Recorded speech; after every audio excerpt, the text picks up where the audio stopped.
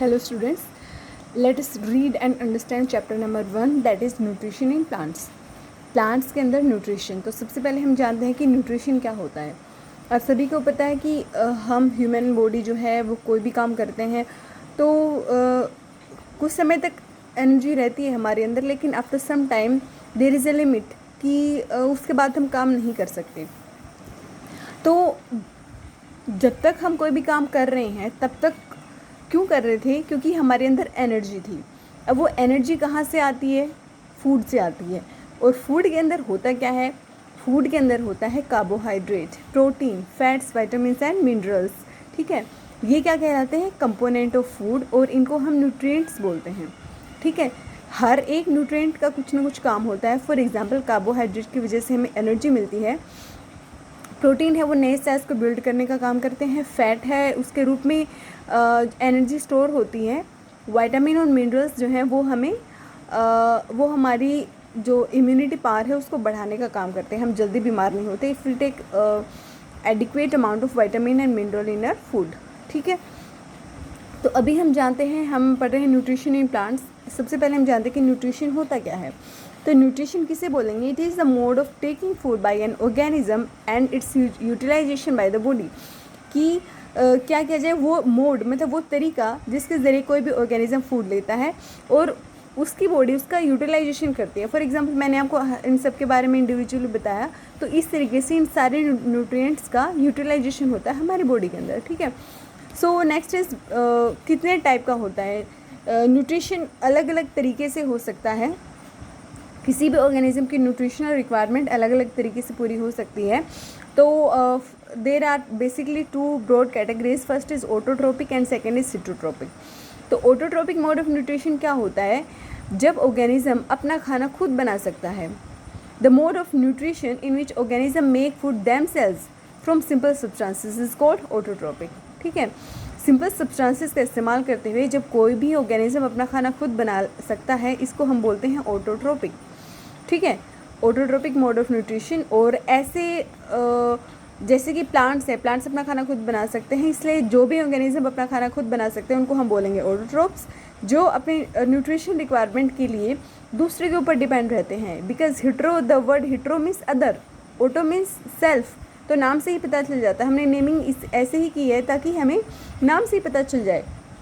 तो हिटरोट्रोपिक mode of nutrition वो होता है जब कोई भी ऑर्गेनिज्म अपना खाना खुद नहीं बना सकता। For example we human being, animals. ठीक है, and even there are certain plants जो कि क्या होते हैं, पार्शियली हिटरोट्रोपिक होते हैं। ठीक है, मतलब अपनी सारी न्यूट्रिशन रिक्वायरमेंट्स को पूरा नहीं कर सकते, दे डिपेंड ऑन अदर्स। कैसे, हम इस चैप्टर के अंदर जानेंगे। ठीक है, तो सबसे पहले हम जानते हैं कि ऑटोट्रोप्स के बारे में जानते हैं। तो उसके लिए हमें पढ़नी होगी एक प्रोसेस जिसे कि हम बोलते हैं फोटोसिंथेसिस। क्योंकि ये क्या होता है? Food making process in plants. इसी के ज़रिए क्या होता है? फूड बनता है किसी भी प्लांट के अंदर। देखो, इसके लिए हम इस फिगर को स्टडी करते हैं कि कोई भी प्लांट है तो फोटोसिंथेसिस, फोटो वर्ड का मतलब क्या होता है? लाइट। लाइट कौन सी? सनलाइट। तो जब एक प्लांट क्या करता है, सनलाइट का इस्तेमाल करते हुए एयर, जो उसके आसपास एयर है वहाँ से क्या लेता है? कार्बन डाइऑक्साइड गैस लेता है। ठीक है, CO2 जिसे हम बोलते हैं। और जो रूट्स हैं, रूट्स के ज़रिए क्या आता है? वाटर, उन मिनरल्स।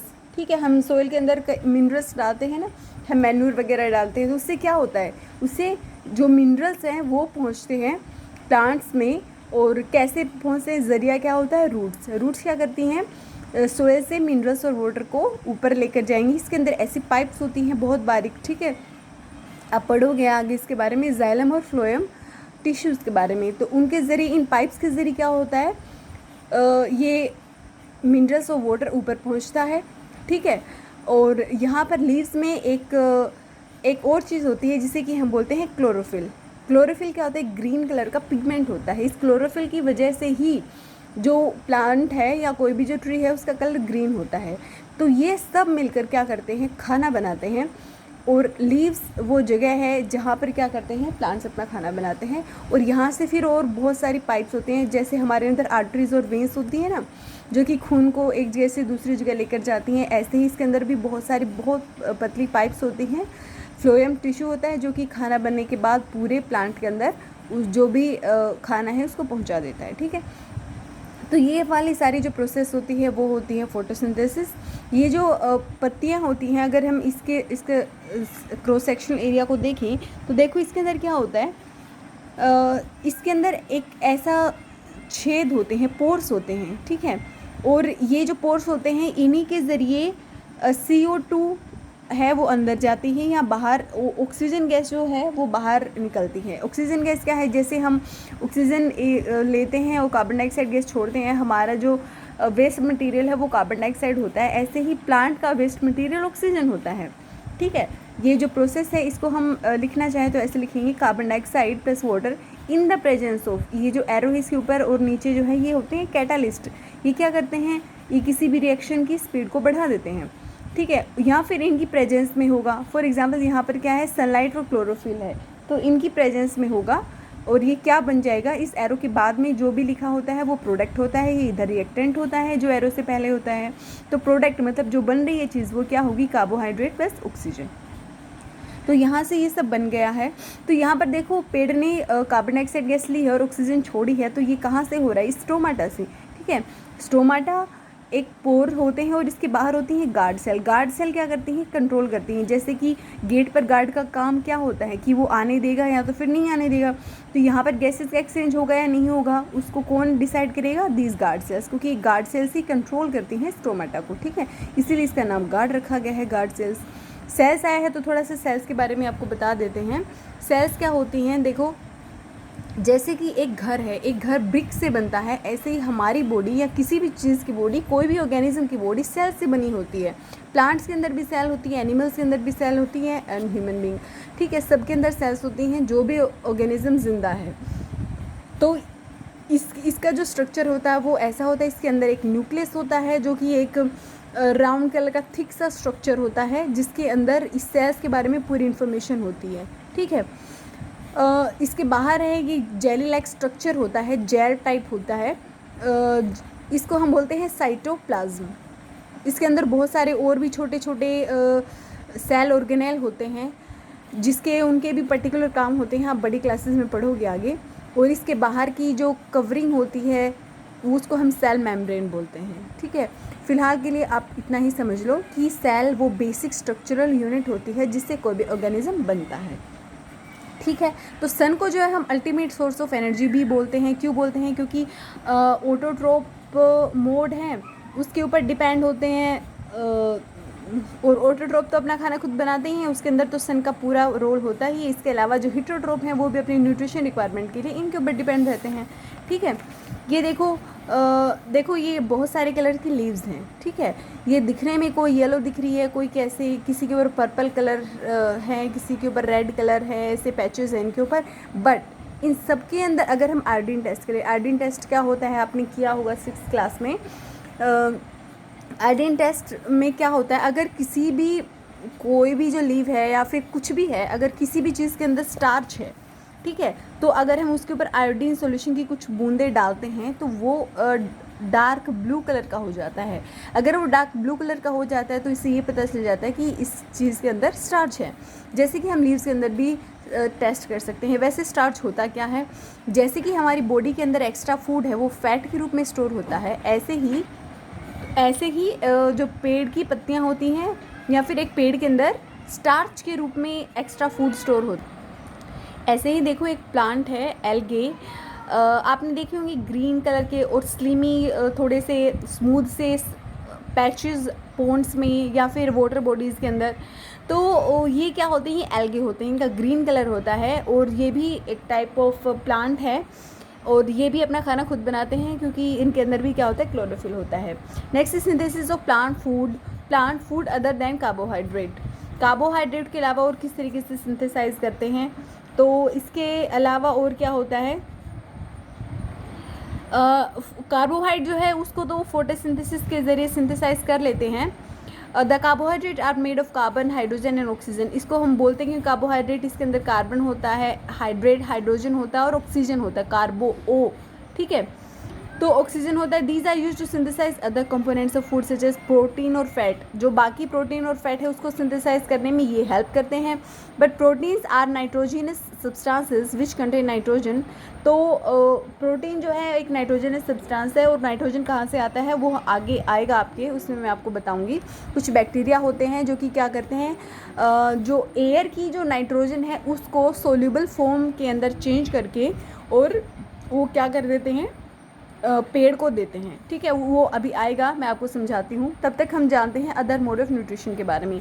तो next is heterotrophic mode of nutrition. I have already told you कि जब जैसे कि हम वो है, हम ह्यूमन बींग है, हम खाने के लिए किसके ऊपर डिपेंड, हम खाने में क्या खाते हैं, जैसे कि हम चपाती ले रहे हैं, चपाती किससे बनी है, गेहूं से। गेहूं कहाँ से है, आया है गेहूं के प्लांट से।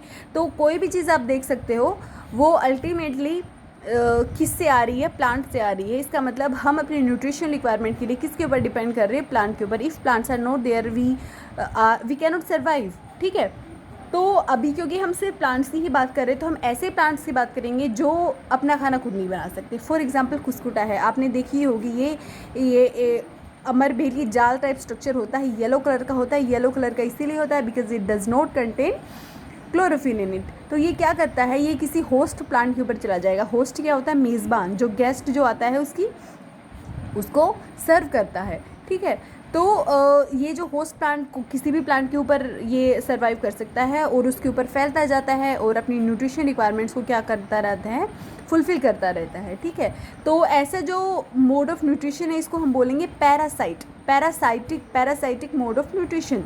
और जो ऐसा करते हैं उनको हम पैरासाइट्स बोलेंगे। फॉर एग्जांपल अमरबेल या cuscuta is another name for amarbel. ठीक है, फिर जैसे कुछ है इंसेक्टिवोरस प्लांट्स होते हैं। इंसेक्ट्स ये क्या करते हैं, इंसेक्ट्स को गल्प कर जाते हैं, खा लेते हैं। जैसे कि पिचर प्लांट है, इसके अंदर ये जो लीव्स हैं इन्हीं की एक्सटेंडेड फॉर्म होती हैं। ये मतलब ये लीव्स ही हैं जो कि पिक्चर की फॉर्म ले लेती हैं। और पिचर मतलब मटका। तो ये कुछ दिखने में इसी जैसा है। ये क्या करता है, यहाँ पर कोई भी इंसेक्ट आएगा तो ये सेंस कर लेता है लिड, और ये क्या करता है तुरंत इसके ऊपर यहाँ पर आता क्यों है इंसेक्ट, क्योंकि यहाँ पर कुछ जेली टाइप मटेरियल होता है जिसकी तरफ इंसेक्ट्स आकर्षित होते हैं। They get attracted and this as soon as any insect sits here, तो क्या करता है, ये लिड सेंस करती है और ये बंद हो जाती है। और फिर इसके अंदर स्पाइक्स होती हैं, कांटे टाइप स्ट्रक्चर होता है जो कि फिर उसको किल कर देता है जो भी इंसेक्ट है, और फिर उस इंसेक्ट से सारे न्यूट्रिशन जो है ये प्लांट ले लेता है। So it is also known as partially heterotrophic, क्योंकि इसकी कुछ रिक्वायरमेंट्स हैं वो इससे इन इंसेक्ट से पूरी होती हैं, सारी पूरी नहीं होती हैं। ठीक है, यहाँ पर एक और चीज़ जो हमने यहाँ पर मिस की थी, देखो ये बहुत इंटरेस्टिंग चीज़ है। The desert plants have scale or spine like leaves to reduce loss of water by transpiration। देखो जो डेजर्ट के अंदर आपने देखा होगा, जो भी वहाँ की जो वनस्पति है, वहाँ का जो फ्लोरा है, दैट इज़ डिफरेंट।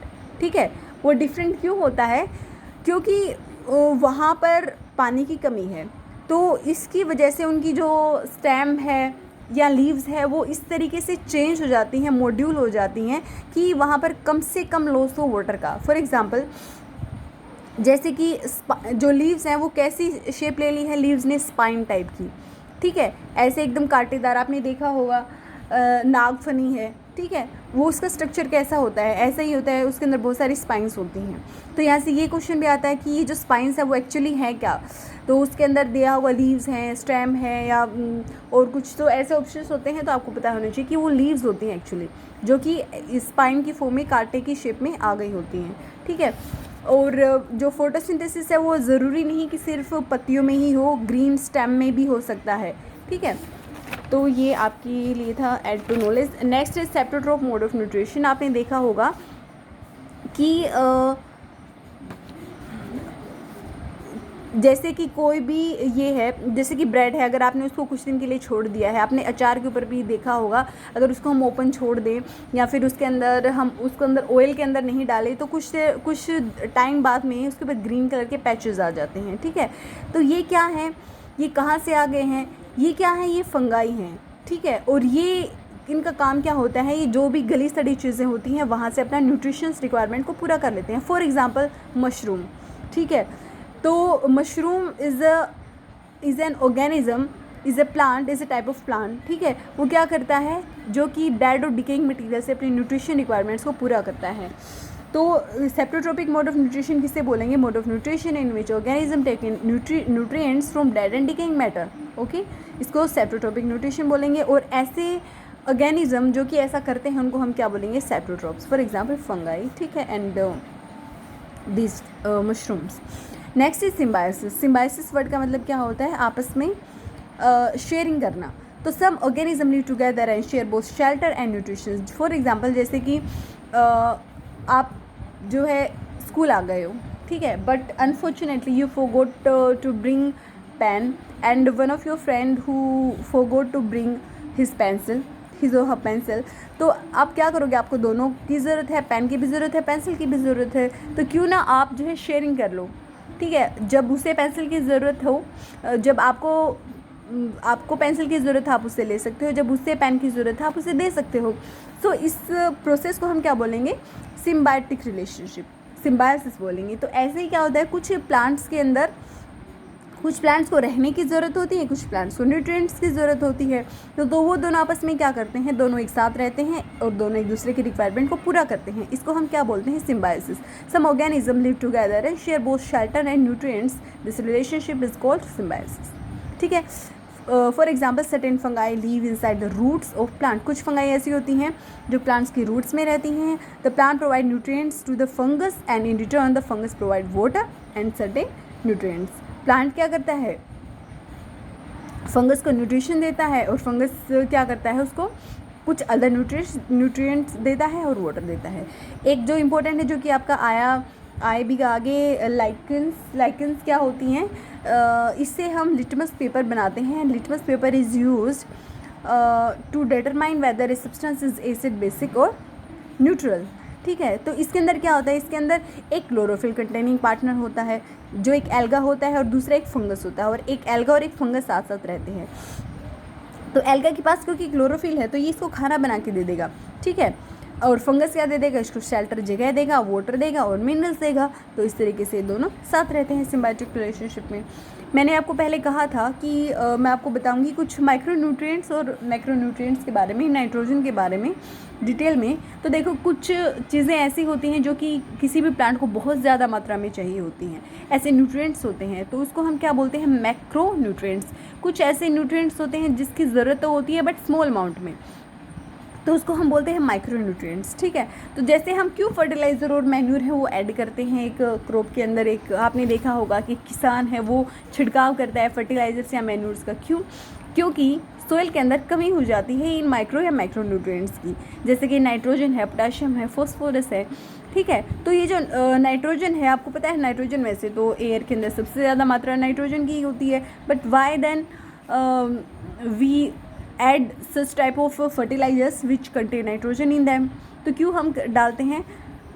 तो देखो कुछ क्योंकि सोइल के अंदर कमी हो जाती है, ठीक है। लेकिन फॉर्चुनेटली कुछ बैक्टीरिया ऐसे होते हैं जो कि एयर की नाइट्रोजन को चेंज कर सकते हैं सोल्यूबल फॉर्म में और वो प्लांट को दे सकते हैं। फॉर एग्जांपल एक बैक्टीरियम है, bacterium is a singular, bacteria is a plural.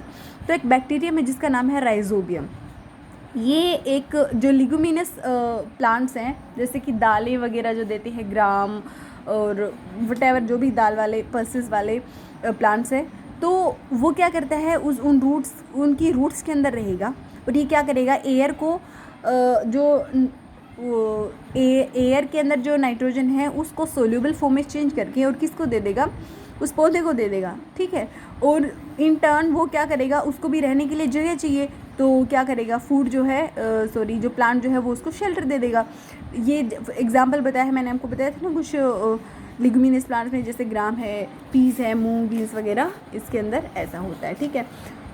This is a question, can we say that insectivorous plants are partially heterotroph? क्या हम ऐसा बोल सकते हैं कि इंसेक्टिवोरस प्लांट जो होते हैं वो पार्शियली हिटोट्रोप होते हैं? तो आप ही बताओ। आई have already told you about it. So that's it in this chapter. If you have any question you can ask me. Thank you, have a nice day and stay safe, and also do not forget to like, share and subscribe to my channel. Thank you.